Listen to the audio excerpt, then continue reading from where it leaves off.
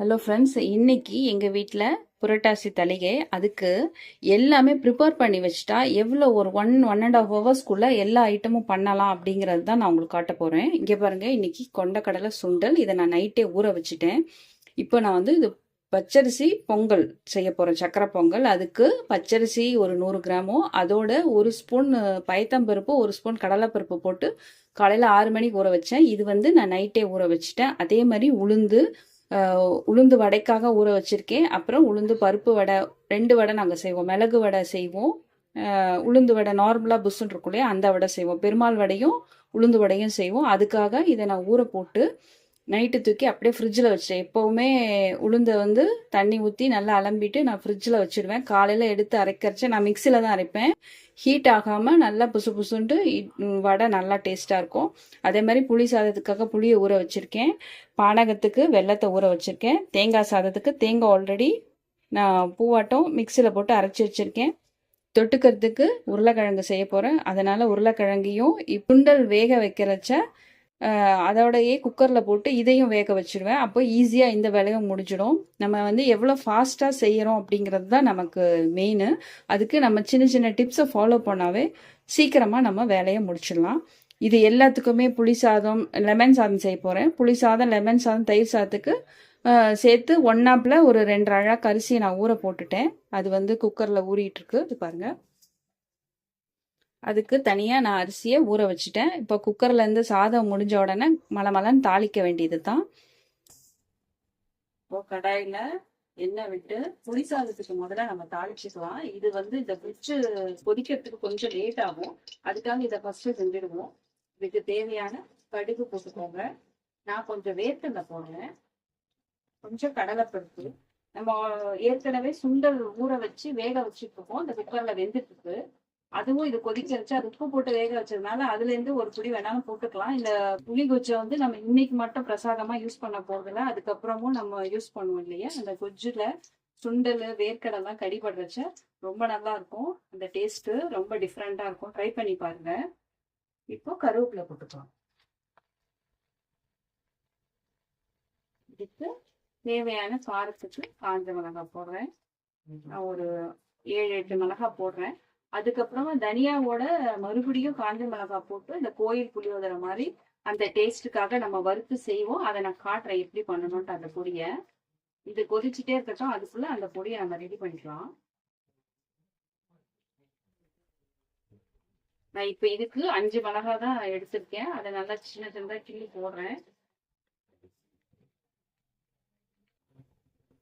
இது நல்லா வதங்கினோடனே புளி தண்ணி ஊற்றிட்டு அதோட கொஞ்சம் மஞ்சப்பொடி, இதுக்கு தேவையான உப்பு, கல் உப்பு தான் போடுற பார்த்துக்கோங்க. இது கொஞ்சம் நல்லா கொதி வரட்டும். லைட்டா ஒரு சிட்டிய வெல்லம் போட்டுக்கலாம். கொஞ்சம் டேஸ்ட் வந்து என்ஹான்ஸ் பண்ணி கொடுக்கும். இது கொதிக்கட்டும். இது அதுக்குள்ள இதுக்கு தேவையான அந்த மசாலா ஒரு பவுடர் நான் ரெடி பண்ணேன்னு சொன்னேன் இல்லையா, அந்த பவுடர் எப்படி பண்ணணும்னு சொல்றேன். கடாயில எண்ணெய் விட்டு முதல்ல புளி சாதத்துக்கான நான் புளி சொன்னேன் இல்லையா, அதை ரெடி பண்ணிட்டேன். இதுக்கு தேவையானது எண்ணெய் விட்டாச்சு. கொஞ்சம் வெந்தயம், லைட்டா கடுகு, இதுல கொஞ்சம் காஞ்ச மிளகாய், கடலைப்பருப்பு, தனியா, ஒரு இவ்வளவு குருமிளகு எல்லாத்தையும் நல்லா வறுத்துட்டு நல்லா பூண்டோன பொடி பண்ணி இந்த புளி கொதில சேர்க்க வேண்டியதுதான்.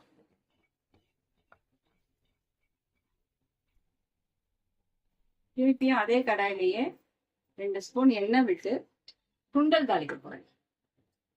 அதுக்கு கொஞ்சம் கடுகு, உளுந்து, கருவேப்பிலை,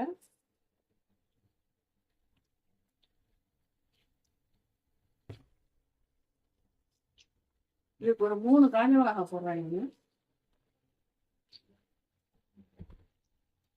இப்போ ஒரு ஸ்பூன் தேங்காய் போடுறேன். தேங்காய் நல்லா வதக்கின பிறகு சுண்டலை போடுங்க. சுண்டலை ஆல்ரெடி உப்பு போட்டு நான் வேக வச்சுட்டேன். சுண்டல் வேக வைக்கிறதுலயே மறுபடியும் சொல்றேன், உருளைக்கிழங்கையும் அதுலயே போட்டு நான் வேக வச்சுட்டேன். இப்போ அடுத்து உருளைக்கிழங்கு டக்குன்னு எப்படி குயிக்கா செய்யறது அப்படின்றது நம்ம கையில தான் இருக்கு. நாம தான் அதை பிளான் பண்ணி செய்யணும். நல்லா இது கொஞ்சம் செவக்க விட்டுட்டு அதுக்கப்புறம் சுண்டலை தூக்கி கொட்டிடலாம். அவ்வளவுதான். இதுக்கு ஓரளவுக்கு செவந்துடுச்சு. எதுக்காக தேங்காவை நான் இருக்க சொல்றேன் அப்படின்னா, சுண்டல் கெட்டு போகாம இருக்கும். அதுக்குதான். இது சுண்டல் புளி சாதம் செய்யறதையே சொன்னேன் நானு. அந்த வேக வச்ச சுண்டல்ல இருந்து ஒரு கரண்டி எடுத்து நான் புளி கொச்சில போட்டுட்டேன். ஏன்னா அது செம்ம டேஸ்டா இருக்கும். ட்ரை பண்ணி பாருங்க. கொண்டக்கடலை புளி கொச்சில போட்டு கடிச்சு சாப்பிட்டு வச்ச நல்லா புளிச்சு காரமா டேஸ்டா இருக்கும்.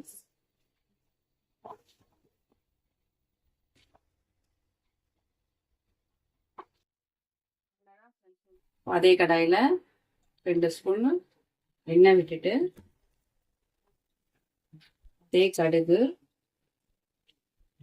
கடுகு நல்லா வெடிக்க உடனே நான் வேர்க்கடலை போடுறேன் லெமன் ரைஸ்க்கு.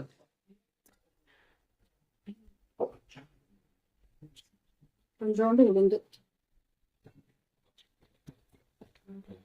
நல்லா செவக்க வறுத்துட்டு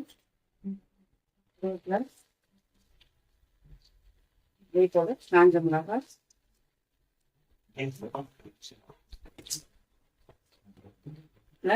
மஞ்சள் பொடி போட்டு ஸ்டவ் அணைச்சிடுங்க. இதுலயே உப்பு சேர்த்துக்கோங்க. அவ்வளவுதான். லெமன் ரைஸ் தாளிச்சாச்சு. இப்போ தயிர் சாதத்துக்கு தாளிச்சுக்கலாம். ஒரே 1 ஸ்பூன் எண்ணெய் விட்டா போதும் தயிர் சாதத்துக்கு, ரொம்ப விடக்கூடாது. கடுகு கொஞ்சம் நல்லா பொரியட்டும்.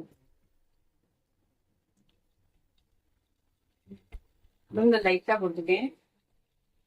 கொஞ்சம் கருவேப்பிலை, பச்சை மிளகாய், கேரட்டு, கொஞ்சம் இஞ்சி போடுங்க.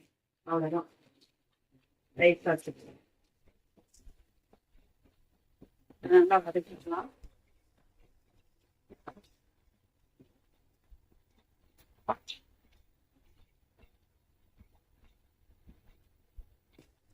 இது சூடா இருக்கச்சு இந்த தயிரை கொட்டாதீங்க. அது ஒரு மாதிரி ஆயிடும். கொஞ்சம் இது நல்லா கூல் டவுன் ஆன உடனே தயிரை போட்டு சாதத்தை நல்லா மேஷ் பண்ணி போட்டு, நீங்க சாதத்துல கொஞ்சம் வெண்ணெய் போட்டு தயிர் சாதம் இருந்தாலும் செம்ம டேஸ்டா இருக்கும். வெண்ணெய் அப்படியே சாதத்து மேலதான் போடணும், இதுலதான் போடக்கூடாது. இதே கடாயில எண்ணெய் விட்டு 1 ஸ்பூன் வச்சுருக்கேன். தேங்காய் சாதத்துக்கு தேங்காய் எண்ணெய் விட்டு தாளிச்சா ரொம்ப டேஸ்டா இருக்கும். கடுகு நான் போடுறேன். கடலை பருப்பு போடலை, நான் உளுத்தம் பருப்பு மட்டும்தான் போட்டிருக்கேன்.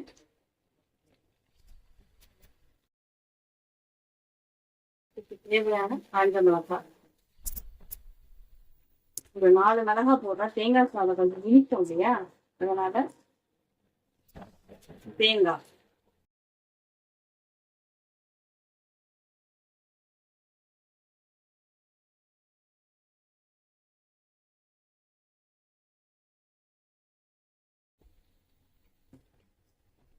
நல்லா பொன்னிறமா இதை வதக்கிக்கணும்.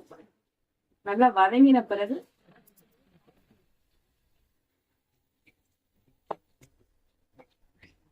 கொஞ்சம் நல்லா ரோஸ்ட் ஆகட்டும். முந்திரியெல்லாம் போடல, சக்கரை பொங்கல்ல வேற போடுறதுனால எல்லாத்துலயும் ரொம்ப போட வேண்டாம் அப்படின்னு சொல்லிட்டு இதுல போடுறது அதுல போடல, அதுல போடுறது இதுல போட நான் கட் பண்ணிட்டேன்.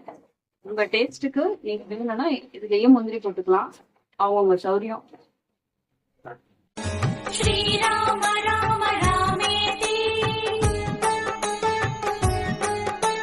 ரமே ராமே மனோரமே சஹஸ்ரநாம தத்துல்யம் ராம நாம வரானனே